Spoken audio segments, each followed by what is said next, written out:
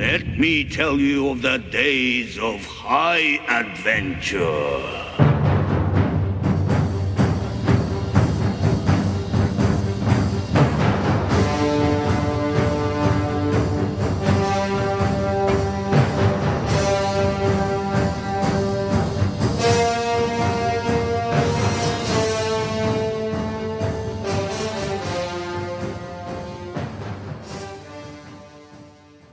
Greetings nation, and welcome to the show where we help you to play miniatures wargaming on a budget. It is I, Commander Cheapskate, and we are back with another episode of the Golden Age. This is our series that is dedicated to Warhammer Fantasy Battle Reports for 8th edition Warhammer Fantasy. And this is Battle Report number 117. It is a 3,000 point battle that's fought between Orcs and Goblins, as well as Stormcast Eternals. My buddy Brother Grim is playing Waaagpokeylipz Now, his 3,000 point Orcs and Goblins army, and I'm bringing the Lords of Azure Skies, my 3,000 point Stormcast Eternals army. So recently what we've been doing in our studio is that we've been using Stormcast Eternals for 8th edition Warhammer Fantasy battles. And what ended up happening is I managed to find a website from the Bell of Lost Souls that presented a PDF document that actually contained rules for your Stormcast Eternal army to be used in Warhammer 8th edition. And the nice thing about that set of rules is when those rules were created, it was right around the time that Games Workshop released the Vanguard Chamber for Stormcast Eternals, and that's a perfect timing for that rule set because that's approximately the same time that I got out of playing Warhammer Age of Sigmar. So the thing about that was that the Stormcast Eternals army was pretty much just collecting dust on my shelf, and I'm so happy I found these rules because now I can finally use them in games of Warhammer. So we're really looking forward to that. So that being said, ladies and gentlemen, we're going to play some background music real quick. As the music is playing, we will show you photos of both armies as well as the rosters. So if you want to see exactly what we're bringing for this one, go ahead and pause and take a look at your own leisure. Or you can look down in the description box below, and we also have both army lists presented there as well. So let's get this battle report going. Crom, I've never prayed you before. I have no tongue for it. No one, not even you, will remember if we were good men or bad, why we fought or why we died. No. All that matters is that two stood against many. That's what's important. Balor pleases you, Crom. So grant me one request. Grant me revenge. And if you do not listen, then to hell with you. Ladies and gentlemen, boys and girls, dying times here. So here's an overhead shot of the entirety of the battlefield. The scenario we'll be playing on this one is Battle Line. It is the most typical game of Warhammer Fantasy Battle that we play on this channel, with standard deployment as well as standard victory conditions. So with the scenario rules over with, let's go ahead and talk about the battle plan real quick. So here it is, an overhead shot of the entirety of the battlefield. As you can see, we are playing on a 4x6 table. Brother Grim is deployed on the far side of the table, and I'm deployed on the near side of the table as well. So for the most part, pretty much this battle is going to be focusing on the flanks. What ends up happening is that, as you can see, my friend Brother Grim has his 3 units of goblins kind of stationed on the left-hand flank as well as the right-hand flank. And those units are kind of deadly, and the reason why is because those 3 units have fanatics in them, and so I really want to kind of avoid those fanatics from engaging my forces. Luckily for me though, I do have some venerable falcons from my Aether Wings on the left hand side. My plan is to move them forward close enough so that way I can pop the fanatics, so hopefully that way they can come out and kind of bog down his left hand flank. At the same time, I plan on doing exactly the same thing on the right hand flank with either my prosecutors or my Vanguard Paladors as well. Now the big problem is going to be right there in the center. He has 2 horde formations of biggins on the right hand side, as well as black orcs led by Grimgor Ironhide, the Incarnate of Beasts, on the left hand side. So my plan is just to pretty much whittle down their forces as best I can with some long range shooting. Hopefully the comet from the meteoric standard will help out to solve that problem. Also I plan on using Jericho the Doomcaller's Thunder Blast ability for my Knight Heraldor, because they got to come through those aqueducts in the middle of the battlefield, and hopefully I can cause some damage that way as well. And then finally be able to envelop him fully and just engage him in close combat and destroy him that way. And that's pretty much my battle plan for this one. So with the battle plan over with, let's go and talk about our deployment real quick. Alright, so starting up forward, up forward 12 inches, those are the Venerable Falcons. It is a unit of 3 Aether Wings. And the nice thing about these guys is that I could of course use their Watchful Guardians ability, which means that they automatically get a free 12-inch movement before the battle even starts. It actually doesn't count as a Vanguard movement, which is really nice as well, so that way I can get off first turn charges if I want to. But at the same time, like I said, these Aether Wings are not long for the world because they're pretty much being used forward to bring out Fanatics.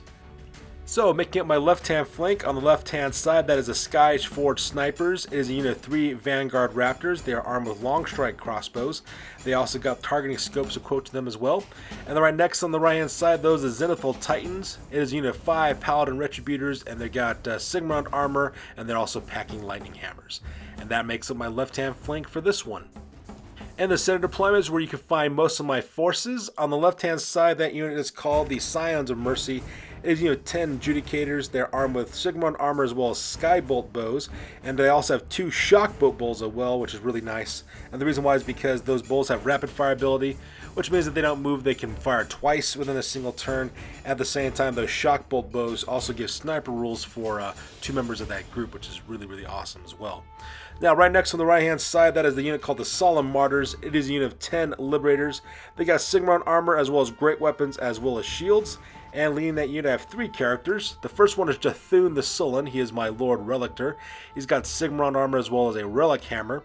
He's also got Lightning Storms as well as Healing Storm abilities, and he also has the Lightning Chariot ability, which means he can deploy his forces if he needs to. He's also level 1 Wizard because he's a Priest of Sigmar, and he's also packing a Dispel Scroll. Now, in this unit as well is Horus the Stormbringer. He is my Knight Vexilor. He is also my army's battle standard bearer as well. He's got Sigmund armor as well as a great weapon. At the same time, he's also got the Meteoric Standard, which means that once per battle, he can call down a comet. What I do is I pick a point within 24 inches of the hero and roll a d6. Each unit within d6 inches of that point suffers 2d6 strength 5 wounds. And also in that character is Jericho the Doomcaller. He is my Knight Heralder. He's got a Sigmund armor as well as a Sigmarite broadsword. He's also got his Thunder Blast ability as well, and he also counts as a musician for that unit. And then finally, the bottom right-hand corner, that is Lord Ios of Azure Earth, riding the Thundercaller. He is my Lord Celestant, riding a Dracoth. He's got Sigmund armor as well as a Sigmarite Ruin Blade. He's also got the Staunch Defender rule, which means that as long as my general and all friendly units within 6 inches of him are get a -1 hit against in the shooting phase, unless they're in combat, of course. And he's also riding his Dracoth with a breath weapon, and that pretty much makes up my center deployment. Now then, making up the first half of my right-hand flank, I have the Seraphs of Aether. They're a unit of 5 Prosecutors. They have Sigmund armor as well as Paris Celestial Hammers. And leading that unit is my character Icarus the Lamplighter. He is my Knight Azeros. He's got a Star Blade as well as Sigmund armor. He's also got the Shriving Light, which means that my opponent takes +1 to all leadership tests with all units within 6 inches, or if I'm fighting against Beastmen, Skaven, Demons, Warriors of Chaos, is +D3 to their leadership test as well. And finally, making up my far right-hand deployment, on the left-hand side, that is Orion the Sky Hunter. He is a Knight Venator. He's got Sigmund armor as well as Realms Hunter's Bow, as well as a Star Eagle. And then finally, on the right-hand side, we have the Heralds of the Dawn. It is a unit of 3 Vanguard Paladors. They have Sigmund armor and Star Strike Javelins. They're also riding Griff Chargers. And that pretty much makes up my deployment for this one. So, moving across the table, on the other side, starting with the left-hand flank, is the deployment for Waaagpokeylipz Now. This is Brother Grimm's 3,000-point Dark Elf army. On the left-hand side, we have those Sneaky Gits, which is 20 Night Goblins with full command. They're packing short bows, and they also have 3 Fanatics as well. In the center, that is a huge horde formation of 40 Night Goblins called the Ludas, and in that group there have 3 Fanatics. They also got short bows and full command, as well as Netters. And they have 2 characters leading that unit. First of all, we have Ruggah da Stunty-Flayer. He is a Goblin Big Boss. He's also the army's battle standard bearer. He's got a hand weapon, great weapon, as well as light armor and shield. And he's also packing the Spider Banner, which means that this unit has 5 up on their poison attacks, which is 6 up poison attacks for this unit. And if they have any poison attacks already, they get a 5 up for their poison attacks. And leading that unit is also the Shrinking Shroomhead. He is a Night Goblin Shaman. He's a level 2 wizard with hand weapon as well as magic mushrooms. He's also got a Dispel Scroll and the Terrifying Mask of E. And he's also got spells of the Little Waaagh. His spells are Gift of the Spider God as well as Curse of the Bad Moon. And in the center area, he's got two huge horde formations of orcs. On the left-hand side are the Immortals, his unit of 39 black orcs with full command. They got heavy armor, shield, as well as a huge array of weapons, and they also have the Razor Standard, giving them armor piercing. And leading that unit, as well as the army's general, that is Grimgor Ironhide, the Incarnate of Beasts. He is from the End Time Special Rules. He's got the weapon Gitsnik, which gives him always strike first, as well as 2-up strength. He's also got Bloodforged armor, giving a 1-up armor save and a 5-up ward. He's also got the Locus of Ghur spell, which is a bound spell, level 7, and basically gives +1 strength and +1 toughness to all friendly units within range. And then right behind him are the Kamikaze Boys. Them Kamikaze Boys are 2 Goblin Doom Divers. And then on the right-hand side, we have a unit called the War Boys. Is a huge unit of 39 Orc Biggins with full command. They also got hand weapons as well as light armor. They also have the standard discipline, giving them +1 to their leadership, and leading that unit as well as Ruggah da Stunty-Flayer. He is an Orc Great Shaman, level 4 wizard. He's got Fencer's Blades, giving a weapon skill 10. He's got the Talisman of Endurance, giving 5-up ward save. He's also got the Counter Command, giving that unit Stubborn as well. And he's also got spells of the Big Waaagh. In this case, he's got Fists of Gork. He's also got Hand of Gork, Here We Go, as well as Foot of Gork.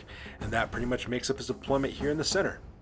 And finally making up his right-hand flank, we have Undead Fred and the Loon, which is a giant. And then right next on the right-hand side, that is them Backstabbers, a unit of 20 Night Goblins with full command. They got short bows as well as 3 Fanatics.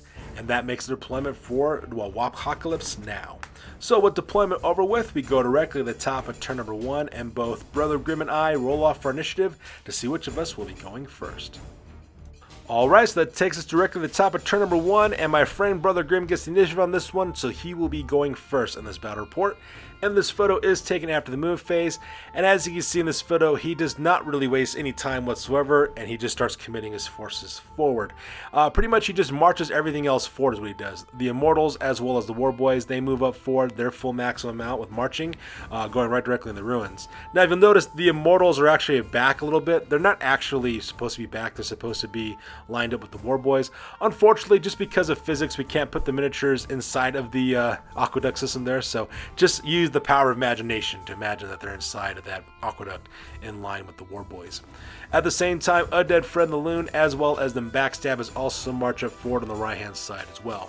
Now on the left hand flank, however, he does not move his units at all. He keeps those sneaky gits as well as the looters stands exactly where they're at, and that's really bad. And the reason why is because I was planning on using my Aether Wings to pop out their Fanatics to kind of bog down his left hand flank, but Brother Grim is not going to be buying that, not going to fall for that bait. So because he's going to stand his ground and shoot instead, which is really bad because my Aether Wings are not very tough. So that part is kind of sad as well. So here's a close-up of Undead Fred and the Loon, as well as the Backstabbers getting ready to bring the pain on the right-hand flank. And here's a close-up of the Immortals as well as the War Boys, not wasting any time whatsoever and trying to get stuck in as quickly as possible. And that's just a huge tidal wave of green, which is absolutely intimidating. And finally, here's a close-up of those sneaky gits as well as the looters who are just standing their ground because they're not falling for my trap. So with the movement phase over with, we go directly to the magic phase. So during the magic phase, he originally cast Gift from the Spider God from his the Shrink and Shroom head. I let that spell go just because I really didn't care about them getting a bonus to their poison attacks. After all, they will only be killing my Aether Wings. It does sound kind of cold-blooded to say that, but at the same time, though, it doesn't really impact me too much if I lose my 3 Aether Wings. So he's getting a 5-up bonus for his poison attacks. Brother Grim then tries to cast Foot of Gork off with his Ruggah da Stunty-Flayer, which I was able to stop with a Dispel Scroll. However, he was able to use Hand of Gork on his unit of the Backstabbers, which is that unit of Night Goblins there in the back. He managed to move them up, I think, 9 inches, I think is when he ends up moving them forward by using that teleportation device. It does put them in the range to pop the Fanatics, but I got super lucky on that one, and the reason why is because all 3 of his Fanatics came up forward 7 inches, 6 inches, and 5 inches, so just barely missed hitting my Prosecutors, which is all kinds of awesome. And since my Prosecutors can fly, they can just fly right over those Fanatics and engage my enemy that way, so I got extremely lucky on that one. During the shooting phase, those sneaky gits as well as the looters opened fire with their bows directly into my Aether Wings from the Venerable Falcons, and needless to say, they killed those 3 Falcons to a man, which is really, really sad. And finally, he decides to open up with both Doomdiver catapults from them Kamikaze boys. He actually aimed right directly in the space between my Solemn Martyrs as well as my Scions of Mercy. I got really lucky on this one. Both of those shots actually hit. He actually put both of them directly into my Scions of Mercy. Luckily for me, I only came out with 1 wound on that, all said and done. And the reason why is because Doomdiver catapults do not give you any armor saves, so if you get hit with those, you would get no armor saves whatsoever, and they are also extremely accurate. But luckily for me, though, I do have a 5 award save because of my Sigmaron armor, and that was the one that really helped me out a lot. I got really lucky on those award saves. So because I only take 1 wound, and everything is golden as far as I'm concerned. So with the shooting phase over with, we skip the combat phase and go directly to the bottom of turn number 1 for the Stormcast Eternals. So that takes directly to the bottom of turn number 1 for the Stormcast Eternals, and for the movement phase, for the most part, most of my army does not move. And the reason why is because my opponent's coming to me, I'm trying to whittle down his forces before he closes the distance, so I really got to worry about those Immortals because those guys are super killy, so most of my battle line stays. However, I do also take the initiative on this one though. I decided to send my Prosecutors forward. I charge them directly into the War Boys, and the reason why is so that way I can bog down that unit, hold them up for a little bit, hopefully cause enough damage to either destroy that unit or just to bog them down for a couple of turns as well. My Prosecutors are actually really good at being like a tar pit unit, so that's why I'm kind of tying up his War Boys from hitting my main lines.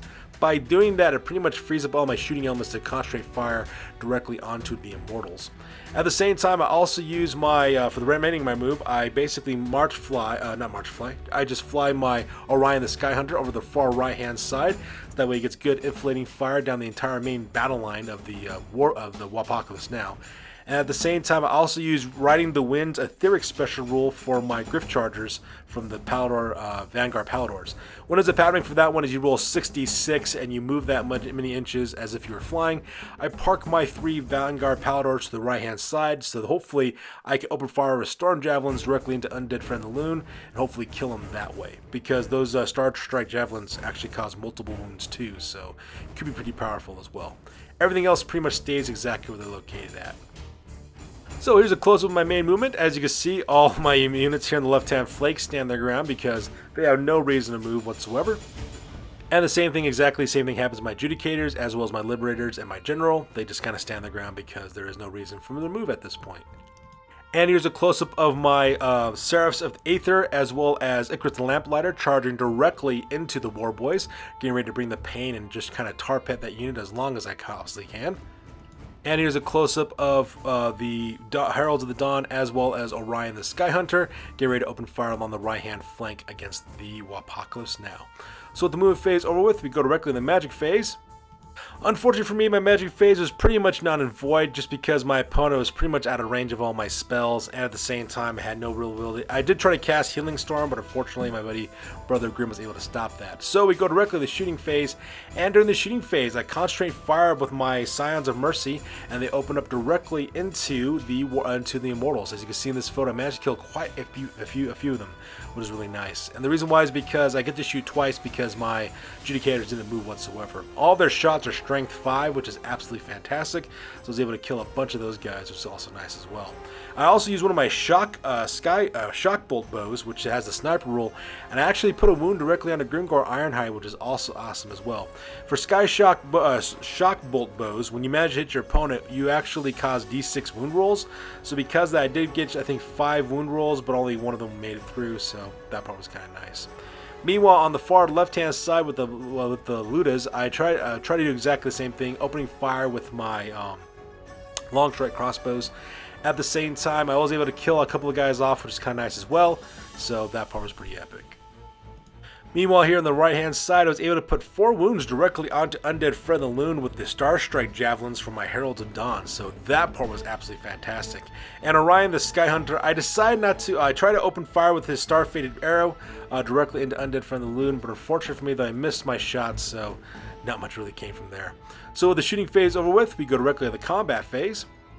And the combat phase was actually pretty epic. My opponent, Brother Grim, decided to declare a challenge with Ruggah da Stunty-Flayer. And the reason why is because, unlike normal wizards, Orc Shamans are actually pretty good at close combat. They got strength 4, toughness 5, so they're really good at fighting.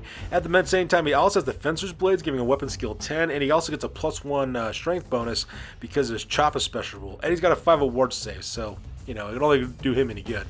So he decided to declare a challenge against Icarus the Lamplighter. Unfortunately for me, I wasn't able to cause any wounds directly onto him, and at the same time, he wasn't able to do anything to Icarus the Lamplighter either. So both those characters will still continue fighting in close combat. In the end, they do manage to kill one of my prosecutors, but at the same time, I do manage to kill 6 of the War Boys, which is absolutely awesome. Unfortunately, though, they do have Stubborn, so it didn't really matter. I also have Stubborn as well, so I won this combat, but he passes his break test no problem, and they basically stand their ground. Alright, so from there we go directly to the top of turn number 2 for the Orcs and Goblins, and the first thing that my buddy Brother Grim decides to do is declare a charge with the Immortals. Unfortunately, though, he fails his charge. He only goes up, I think, like 4 inches, I think is what ends up going. Now, if you'll notice, the aqueduct in the middle of the battlefield is missing, and the reason why is because we just couldn't put those orcs, the Immortals, directly in the center of the battlefield with those aqueducts in the way. So we removed them for now. We'll put them back later after they move through, so that way you can see it for the most part.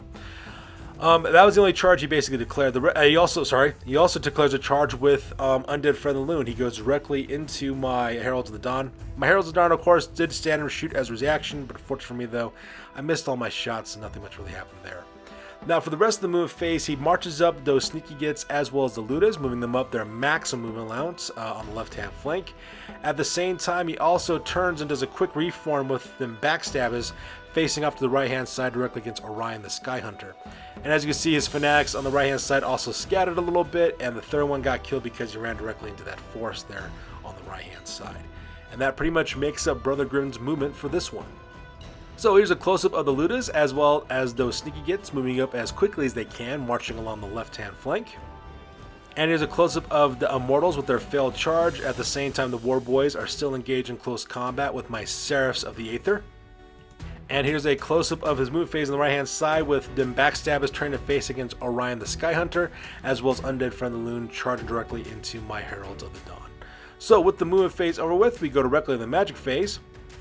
So during the magic phase, he basically casts off Hand of Gork off directly onto the Immortals, and the Immortals actually move up all the way forward, only missing 1 inch away from my Scions of Mercy. So that part is absolutely terrifying because now those Black Orcs are ready to bring the pain, which is all kinds of insane. Unfortunately, though, in order to get that spell off, though, Brother Grim did have to do a miscast on that one, and he miscast 4 on that bad boy. Klaatu, Veranda. So he does center the small blast attempt directly over Ruggah da Stunty-Flayer. I think he killed 2 of his War Boys and didn't cause any injuries to me. And the reason why is because of my 5 award save for my Sigmar armor. So it could have been much worse, but you know, we'll take what we can get at this point. And at that point, also Brother Grim's magic phase also ends. So with the magic phase over with, we skip the shooting phase because everybody either marched or they're currently in combat. And we go directly to the combat phase. And unfortunately for me, though, I flood my rolls in order to wound against the against Undead Friend the Loon. So because I don't do any damage to him, meanwhile he rolls up on his special attacks table, and he rolls Yell and Ball, which means he automatically wins combat, and he also wins by 2. Luckily for me, though, I am stubborn, so because I don't have to worry about taking any modifiers, and I managed to successfully pass my leadership test, and my Heralds of the Dawn live to fight another day. So with the combat phase over with on this side, we go directly to the War Boys as well as the Prosecutors. And once again, the fight between both Icarus the Lamplighter as well as Ruggah da Stunty-Flayer ends up being a draw for the most part. I wasn't able to cause any injuries to him, he wasn't able to do anything back to me, so because of that, our 2 characters are still locked in close combat. Now, the rest of the combat between the War Boys as well as the Seraphs of the Aether, I lose 1 member of my Prosecutors, so that part was kind of sad. However, I do manage to kill 4 War Boys, which is absolutely fantastic. But because, of course, he's stubborn, he doesn't have to worry about taking any negative modifiers to his leadership for break tests, and they pass no problem. So that pretty much ends the combat phase on this one. So with that, we go directly to the bottom of turn number 2 for the Stormcast Eternals, and this photo is taken after the move phase, and I decide just to commit at this point. I decide to send in my Zenithal Titans, charging into the left-hand flank of the Immortals. At the same time, I also send in my Adjudicators from the Scions of Mercy forward. I then declare a charge with my my Solemn Martyrs. They go directly to the right-hand flank as well, and then finally I charge in my General directly into the center to fight off against the rest of the Immortals. So now I have them in a 3-way attack, which is absolutely fantastic. And the reason why I need to do that is because I don't get any rank bonuses in this army. This army is made up of skirmishers, so they don't get rank bonuses, but I do get combat resolution bonuses for flank attacks, and that's really going to help me out to make up for the difference there. At the same time that takes place with the charges, I then also move over my Orion the Sky Hunter. He basically just flies right over the combat between Undead Fred and the Loon, as well as my Heralds of the Dawn, positioning himself right behind those trees, so that way he gets good line of sight directly towards the Night Goblins there on the left-hand side. And then, of course, my Skyforce Snipers stand their ground because there's no point for them to move, so that way they can do some shooting. So, with the move phase over with, let's go and talk about the close-ups real quick. So here is a close-up of the Zenithal Titans, my Solemn Martyrs, as well as the Scions of Mercy and Lord Ios of Azure Skies on the Thundercaller, going directly and surrounding the Immortals. At the same time, getting ready to bring the pain in the combat phase. And here's a close-up of the Skyforce Snipers, getting ready to do some long-range shooting directly against some Night Goblins. And here's a close-up of the Seraphs of the Aether fighting in close combat with the Warboys, and the fight is still going on between both Icarus and Lamplighter, as well as with Ruggah da Stunty-Flayer. And here's a close-up of the Heralds of the Dawn, still engaged in close combat with Undead Fred and the Loon, as well as Orion the Sky Hunter, moving up forward so that way he has good line of sight in order to do some long-range shooting. So with the move phase over with, we go directly to the magic phase. So during the magic phase, I decide to use my lantern for my character Icarus. He decides to use that lantern directly against my opponent. I think I managed to kill, 1 or 2 of members of the Warboys. It wasn't all that impressive, all things considering, but at the same time, I can take what I can get at this point. At the same time, I do use one of my battle prayers. I decide to cast off Lightning Storm directly onto the Immortals. I managed to kill 3 of those guys, which is absolutely fantastic. And at the same time, my opponent is also -1 hit against me because of Lightning Storms. Unfortunately for me, though, to get that spell off, I did have to miscast. Klaatu! Marada! But luckily for me, it was a bound spell, so because that is penalty, I can't cast Lightning Storm anymore, which is not such a big deal, all things considered. During the shooting phase, however, was absolutely fantastic. I decided to use the sniper special rules for my 3 Skyforce Snipers.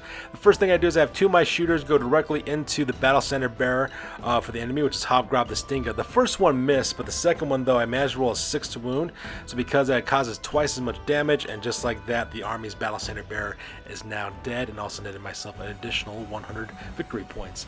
I then take my 3rd Skyforce Sniper and try to shoot at the Shrinking Shroomhead, but unfortunately for me, though, I missed my shot, so not much really happened there. Meanwhile, Orion the Sky Hunter opens fire with his Realm Bow and managed to kill 3 members of the Ludas as well. And the combat phase. I managed to go first against Undead Fred the Loon. I was able to finish off that guy off with my Storm Strike Javelins, so because that, Undead Fred the Loon are now dead. And to make matters even better, when we rolled to see directly what direction he would fall, he fell straight back, so because that, no damage is taken, which is absolutely fantastic. Meanwhile, a fight between the Seraphs of the Aether as well as the Warboys finally went my way. In the end, Icarus the Lamplighter was able to kill Ruggah da Stunty-Flayer, so I managed to kill that guy. At the same time, I also managed to kill, 2, 4, 6, yep, managed to kill 6 Warboys as well, which is absolutely fantastic. Because the Ruggah da Stunty-Flayer is now dead, this unit no longer has Stubborn, so because of that, Brother Grimm has to take a break check, and unfortunately for him, though, he fails that break check, and he flees. He flees, I think, 8 inches. I pursue 10, so because of the Seraphs of the Aether, as well as Icarus and Lamplighter, managed to chop down the remaining survivors of the Warboys, I was able to kill those guys to the very last man, which is absolutely fantastic. Meanwhile, combat here between the Immortals as well as my forces was an absolute bloodbath. And the first thing that ended up happening is that my opponent decided to declare a challenge with his general. His general decides to go against my general as well, so because of that, Lord Ios of Azure Earth and the Thundercaller go up against Grimgor Ironhide, so the 2 of them would fight it out. Luckily for me, I took no wounds whatsoever, and I do manage to put another wound directly onto Grimgor Ironhide, so that part was fantastic. Now for the rest of the combat, he decides to direct most of his attacks directly towards my Scions of mercy. Managed to kill 3 of my adjudicators, which is kind of sad. However, when I counterattacked, though, as you can see in this photo, I killed something like 16 of these of the immortals as well, which is absolutely fantastic. And unfortunately for my opponent, though, of course, he has to take a break test. He has to roll snake eyes.